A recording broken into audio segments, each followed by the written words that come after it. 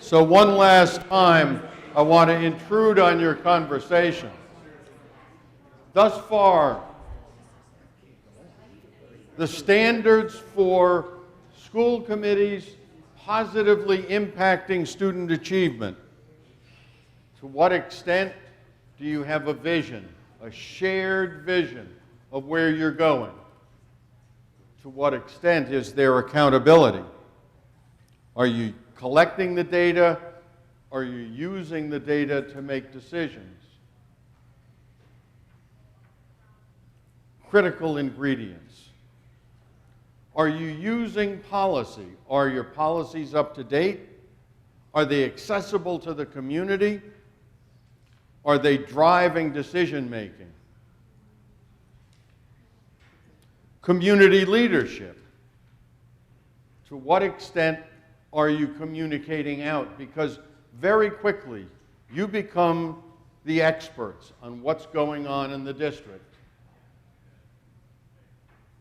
I want to move to the fifth critical ingredient that will characterize whether you are a district being led by a school committee that is about improving student performance or undermining student performance, and that is relationship.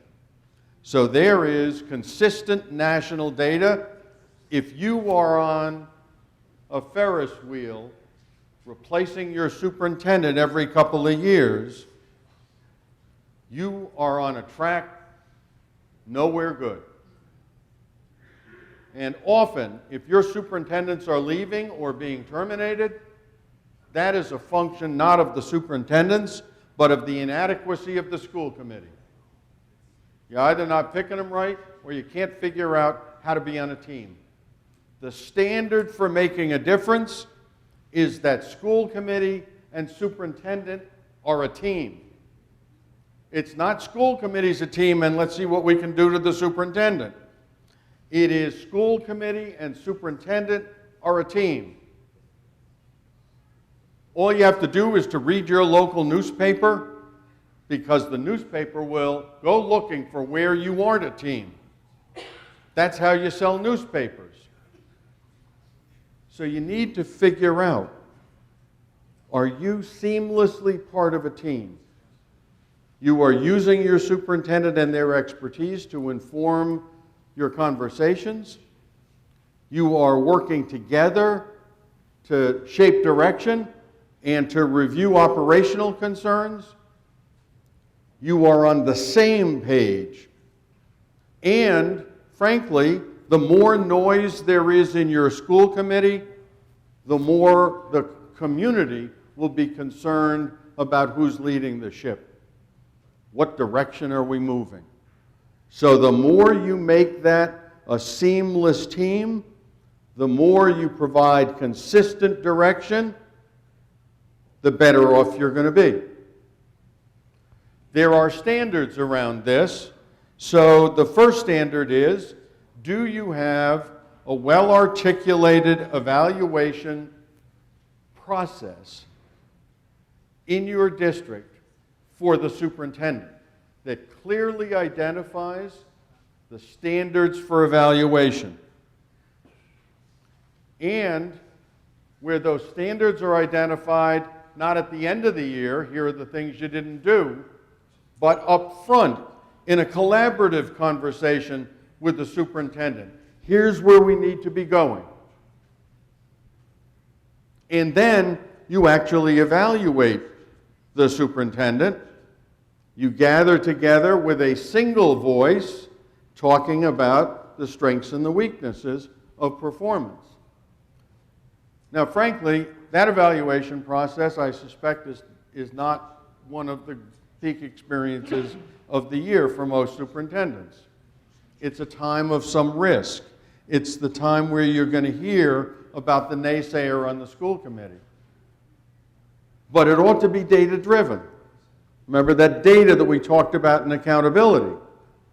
So you need to go look, if you have a concern, what's the data that identifies that concern? And have you provided not summative feedback, okay, it's the end of the year, surprise, you didn't do that well, or is it formative feedback We're 3 months in, we don't see much activity in this area. Let's talk a little bit about that. And that's not a public conversation. This is a team. And so, drawing that conversation into executive session, it's legal in the state of Rhode Island. And frankly, if you want to be good bosses, why would you do any of that in public? You're trying to get your superintendent and you on the same page and good outcomes. Now, the uncomfortable piece about this, because there's a lot of work to do a superintendent evaluation well. You need a good instrument.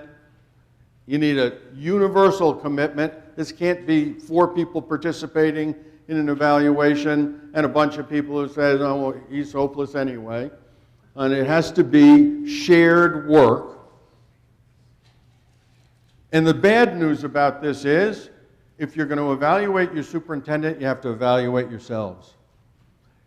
Same annual evaluation. Same identification of criteria that we're going to collect data on.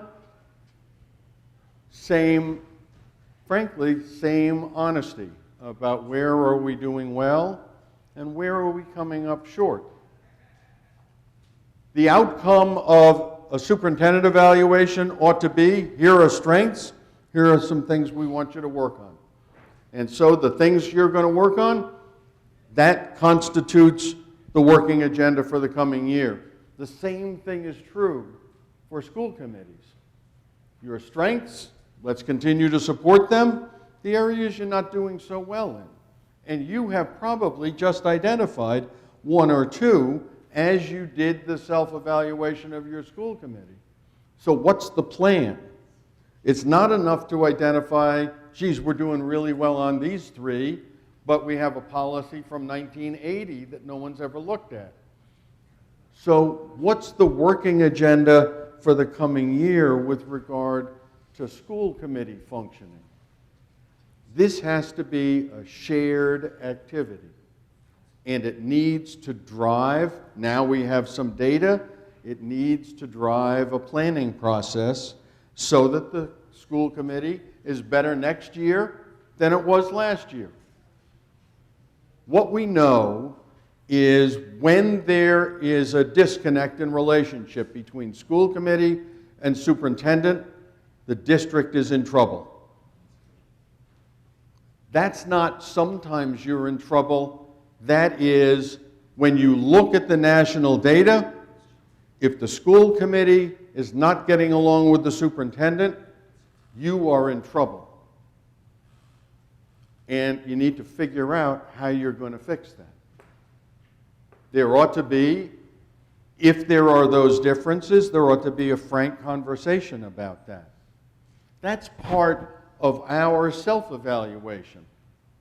If we're not working well with the superintendent, we need to pull ourselves together and have a conversation about how we're going to do better.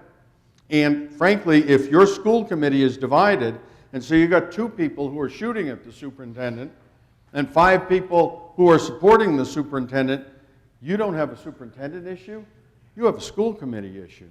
You haven't figured out how to work together. Not everybody has to agree. That's what voting means. Voting is, we have a motion on the table, you raise your hand if you're in favor, and then you raise your hand if you're opposed. But shooting at people is never about doing better tomorrow than we did today. And when the school committee divides up, the risk is everybody loses. This is a document that I encourage you to take home. This is not like a novel. This is not like I'm going to put it on the bedside table, because if you do, it's still going to be there next year.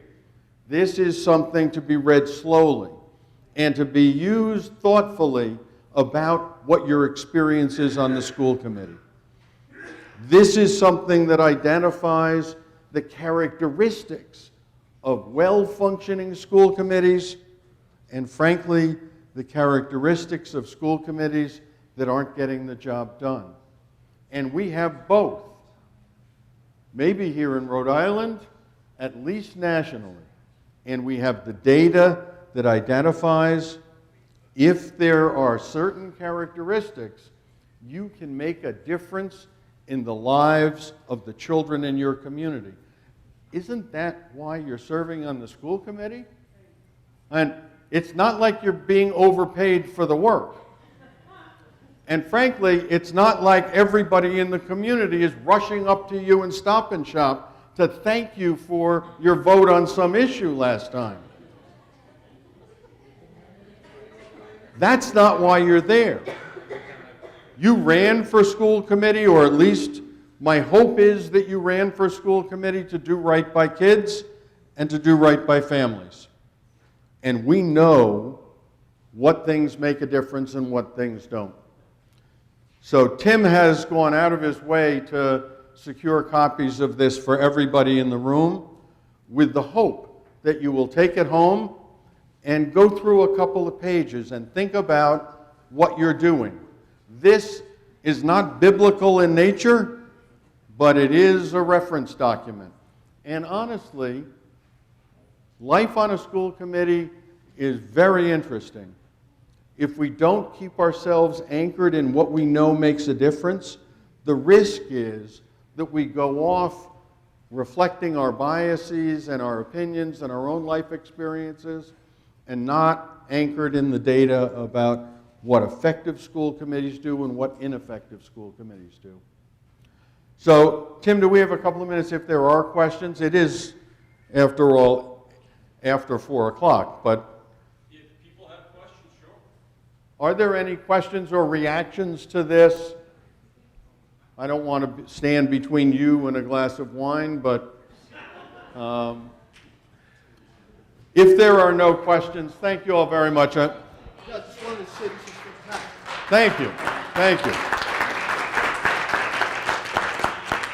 I am a college professor. I'm a talker.